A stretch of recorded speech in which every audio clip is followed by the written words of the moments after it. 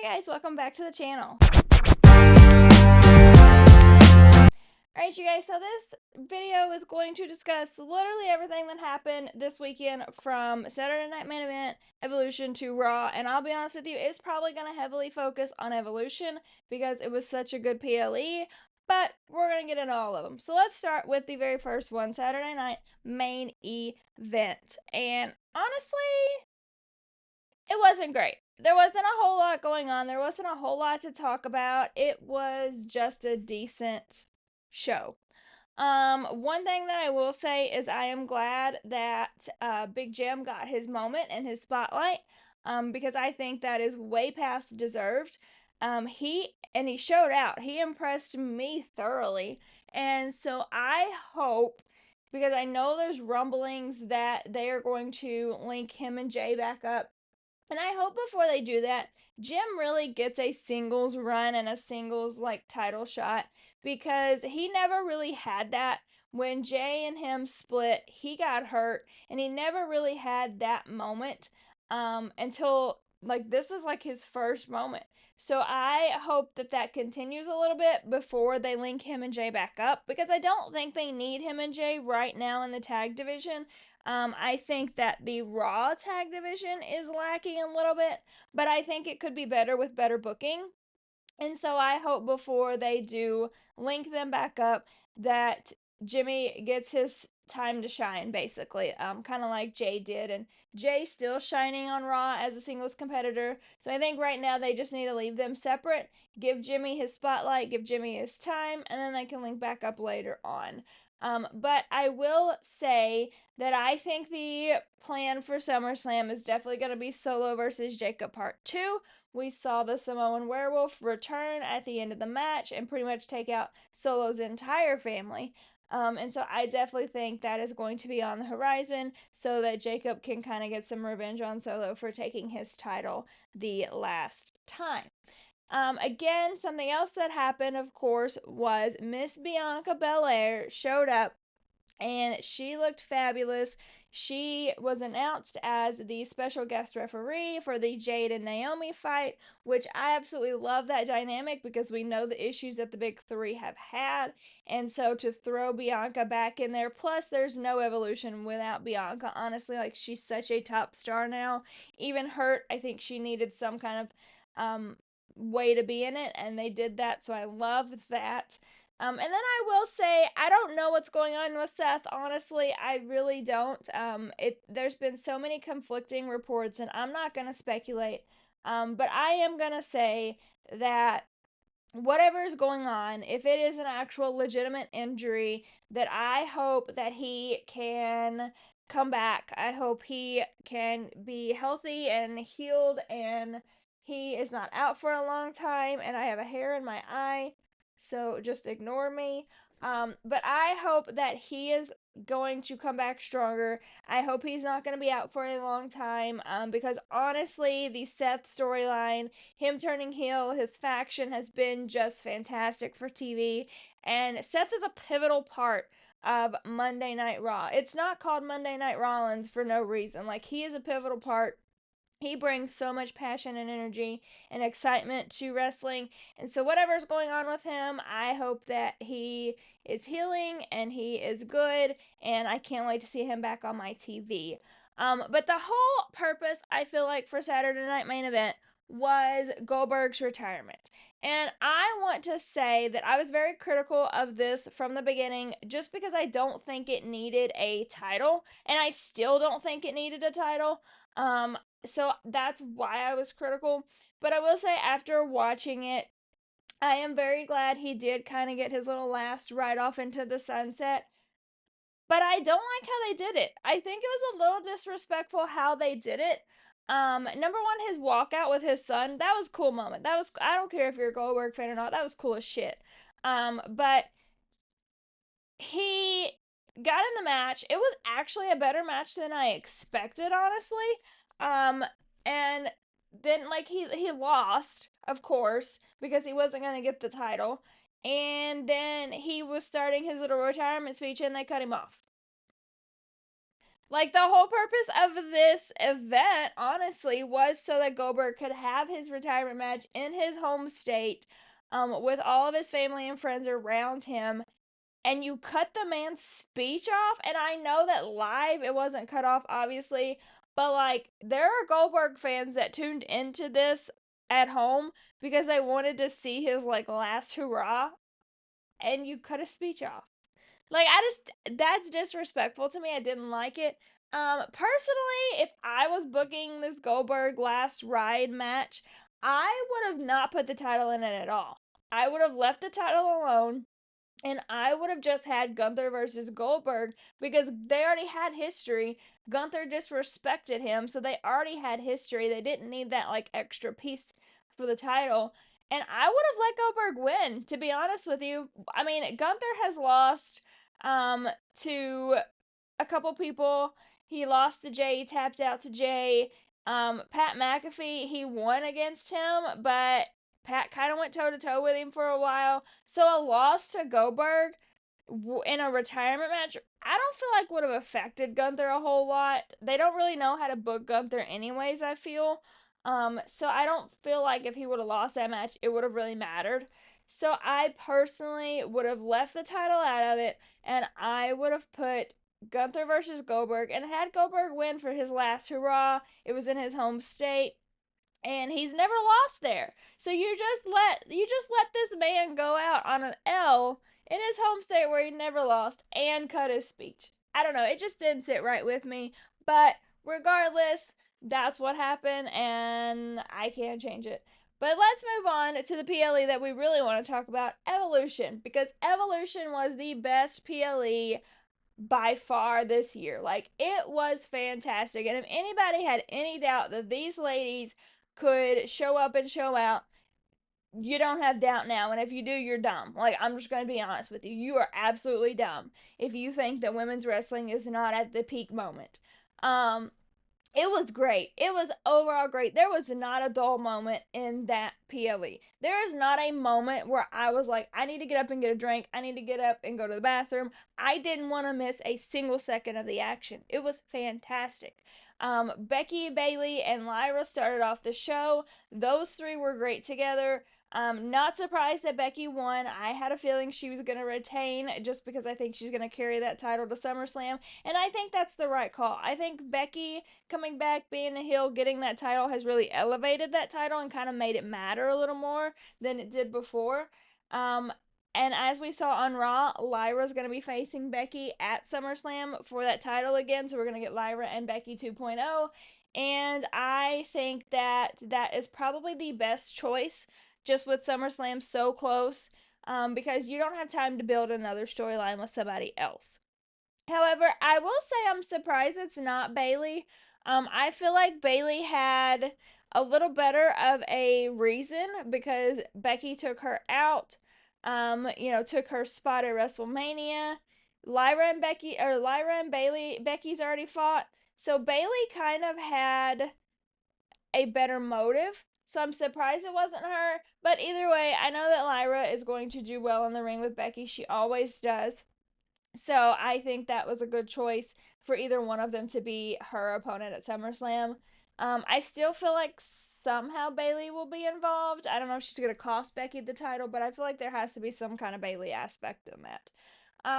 Then, of course, we had the tag matches, and honestly, all four of these tag teams were fantastic, and it gives me a lot of hope for our women's tag division because for a while it was very kind of lackluster. It didn't have any momentum, nothing was going on with it, and it wasn't the tag teams themselves, it was really the booking of the tag teams. So it gives me a lot of hope for our women's tag division. I'm not surprised Roxanne and Raquel retained. This is the whole part of this Judgment Day storyline and Liv being gone and Roxanne coming in, and so that did not surprise me at all. I will say my favorite tag team is Alexa and Charlotte. I love their dynamic. It is so different from what Charlotte has done in the past. And I love that like little sister, big sister relationship that they have where they pick on each other, but they, at the end of the day, when they have to, they have each other's backs. And that's what we saw in that match.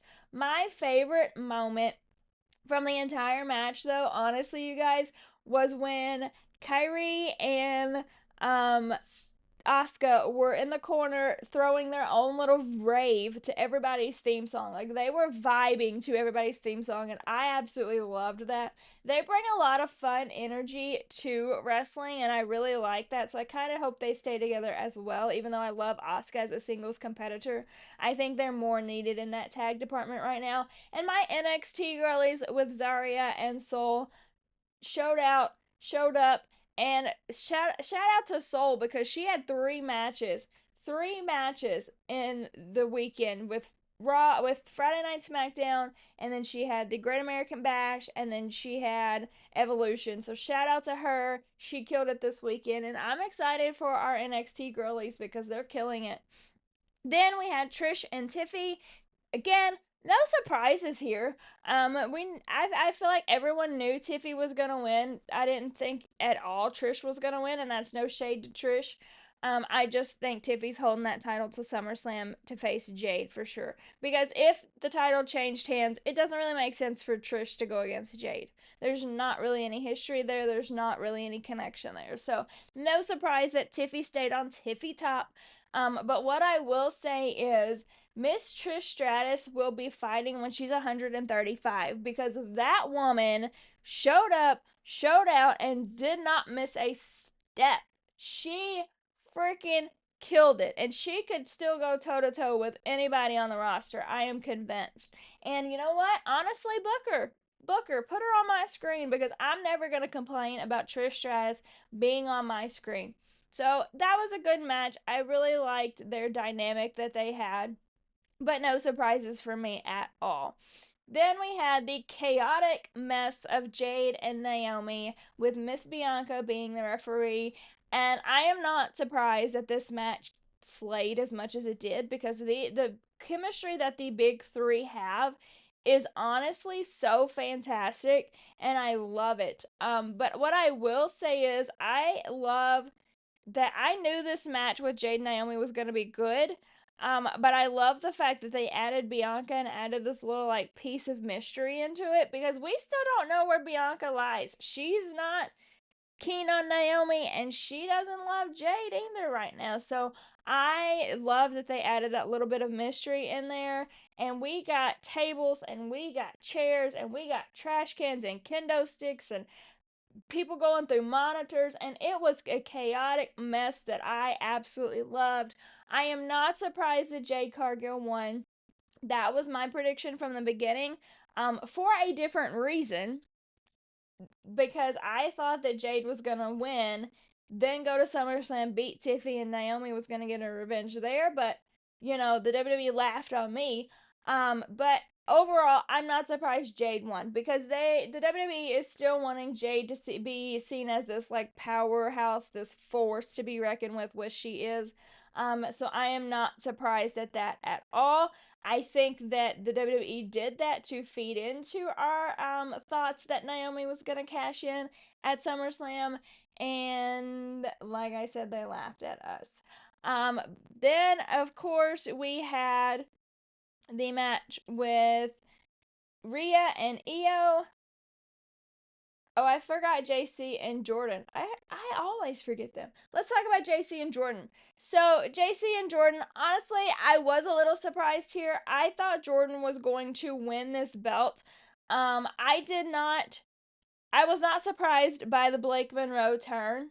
Honestly, I wasn't surprised by that at all. However, what I thought was going to happen is I thought Jordan was going to win and then Blake was going to turn on her after she won to set up this feud for the belt.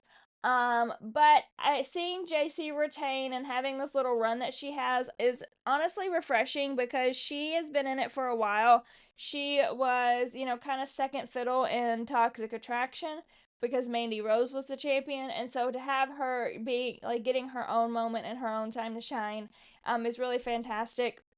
But I am not surprised about the Blake Monroe turn. That is Blake being Blake. She is a menace, and I love her for that. And I'm super excited to see this Jordan Blake feud that we're going to get. So let's go back. Let's pivot back to the main event. and Rio and Ia. And all I need to say is hats off to both of these ladies because, oh my gosh, you guys, it was fantastic. The chemistry that they have is fantastic.